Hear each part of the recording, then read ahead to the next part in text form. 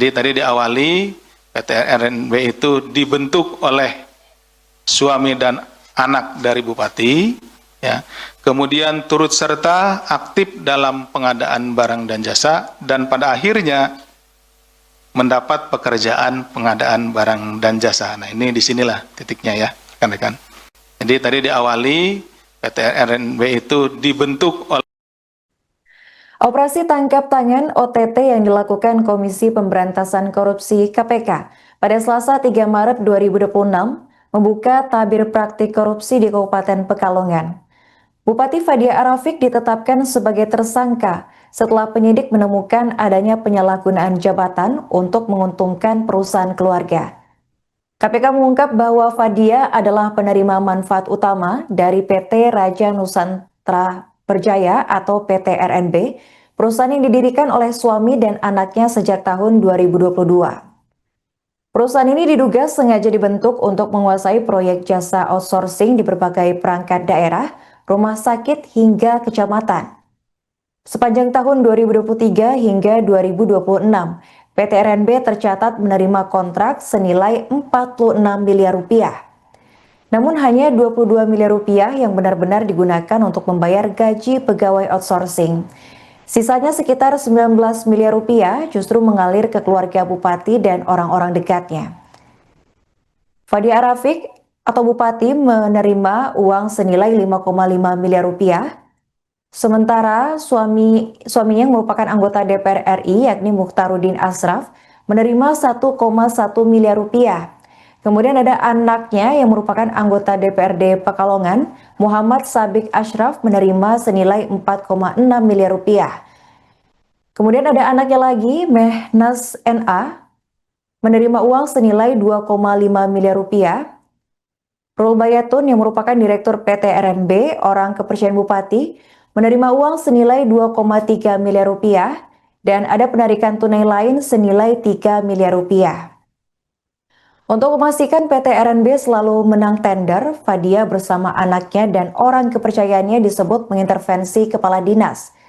Bahkan harga perkiraan sendiri atau HPS diserahkan ke PT RNB sejak awal agar perusahaan bisa menyesuaikan penawaran.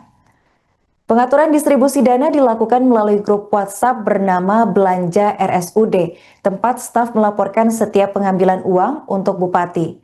Dalam pemeriksaan, Fadia sempat berkilah bahwa dirinya berlatar belakang sebagai penyanyi dangdut, sehingga tidak memahami tata kelola pemerintahan. Namun KPK menegaskan alasan tersebut tidak relevan, mengingat Fadia sudah berpengalaman menjabat sebagai wakil bupati dan 2 periode sebagai bupati. Sekretaris Daerah Kabupaten Pekalongan bahkan mengaku telah berulang kali mengingatkan Fadia mengenai potensi benturan kepentingan. Fadia kini ditahan di Rutan Cabang Gedung Merah Putih KPK untuk 20 hari pertama. Ia dijerat pasal 12 huruf I dan pasal 12B Undang-Undang Tipikor Jangto pasal 127 ayat 1 KUHP terkait benturan kepentingan serta penyalahgunaan wewenang dalam pengadaan barang dan jasa. KPK hingga kini juga masih menelusuri kemungkinan tindak pidana lain dari perusahaan keluarga tersebut.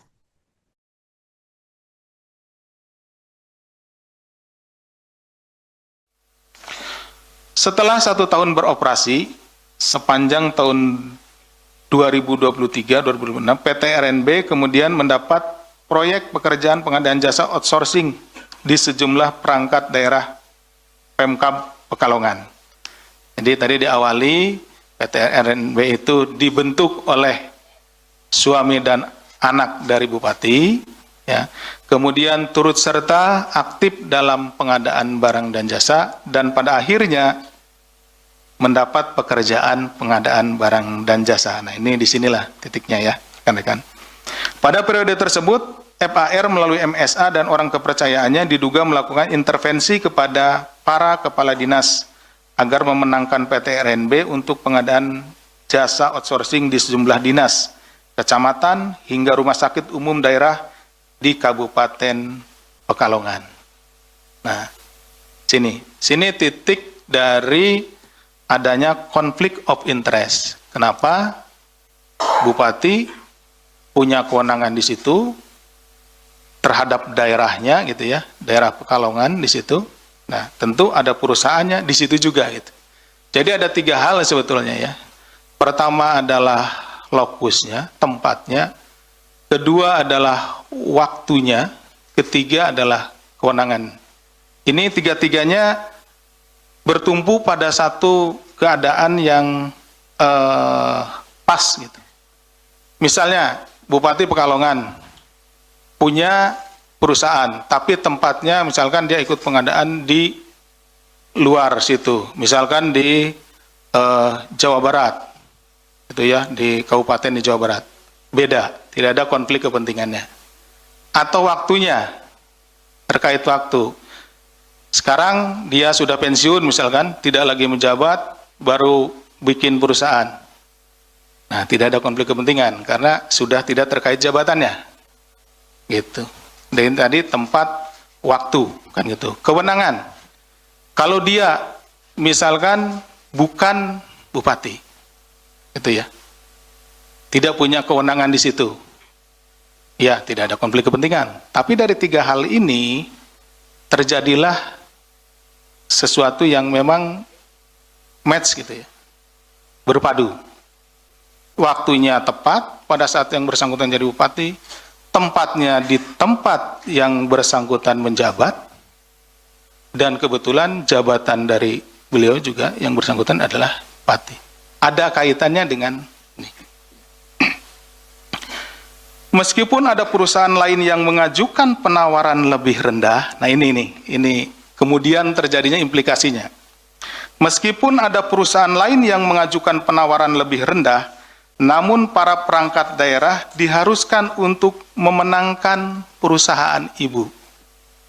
Jadi kalau bahasa bahasa simpelnya gini, yang lebih rendah penawarannya, yang lebih murah banyak, tapi perusahaan ibu yang ini, gitu. Seperti itu. Sehingga hal itu juga berpotensi menimbulkan kerugian keuangan negara. Akhirnya yang dipilih yang mana? Tadi karena yang pemilik perusahaan itu memiliki kewenangan di situ, gitu ya. Ada konflik of interest, sehingga para perangkat daerah itu akhirnya memilih ya, perusahaan ibu. Adapun setiap perangkat daerah yang akan melakukan pengadaan diminta menyerahkan harga perkiraan sendiri atau HPS. Jadi kalau ada mau pengadaan apa, diminta dulu harga perkiraan sendirinya. Jadi klop lah. Penawaran yang diajukan oleh perusahaan RNB ini akhirnya klop dengan HPS-nya. Harga perkiraan sendirinya dari pengadaan tersebut. Karena memang diminta, gitu ya, disesuaikan, seperti itu.